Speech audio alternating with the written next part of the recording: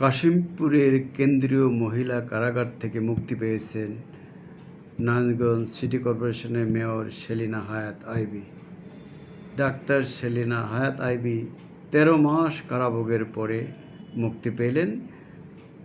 এই সেলিনা হায়াৎ আইভী একজন ক্লিন ইমেজের মানুষ।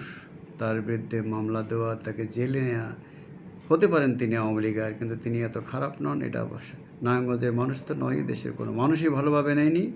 যাই হোক, শুক্রিয়া যে তিনি মুক্তি পেয়েছেন। এর আগে সাবের হোসেন চৌধুরী মুক্তি পেয়েছেন, বিএনপির আরও বেশ কিছু নেতা মুক্তি পেয়েছেন, ভদ্রলোক মানুষ যারা। এরা প্রেসিডেন্টকে গ্রেপ্তারি করা হয়নি। এর আগে স্পিকার শিরিন শারমিন চৌধুরী, যিনি একজন ভালো লোক হিসেবে পরিচিত, তিনি মুক্তি পেয়েছেন। এর আগে শিরিন শারমিন চৌধুরী কিংবা সেলিনা হায়াৎ আইভীর মাধ্যমে একটি ক্লিন ইমেজের নতুন আওয়ামী লীগ প্রতিষ্ঠার কথা বলা হয়েছিল।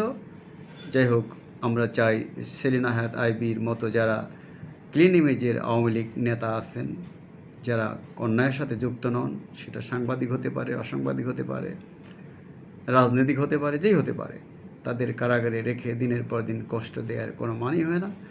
বরং এ ধরনের নেতাদের মুক্তি দিলে এই সরকারের ইমেজ বাড়বে, এবং যারা অতীতে অকারণে এরকমের জেল জুলুম দিয়েছিল, আওয়ামী লীগের যেমন বদনাম হয়েছে, বিগত অন্তর্বর্তী সরকারেরও বেশ কিছু বদনাম হয়েছে, এই সরকারের এই বদনামটুকু হোক, এটা কেউ চায় না। এ ধরনের ভালো ইমেজের মানুষগুলো যারা অন্যায় করেনি, তাদের মুক্তি সকলেরই প্রত্যাশা। বন্ধুরা, ডিবেট উইথ রানা এবং নিউ বাংলা টিভির পক্ষ থেকে আপনাদের শুভেচ্ছা, স্বাগতম। ভালো থাকুন সবাই, আমরা সবাই ভালো থাকতে চাই। আমার চ্যানেলটাকে সাবস্ক্রাইব করা, লাইক করা, শেয়ার করার জন্য আপনাদের আবারও অনুরোধ জানাচ্ছি। কথা হবে। আসসালামু আলাইকুম।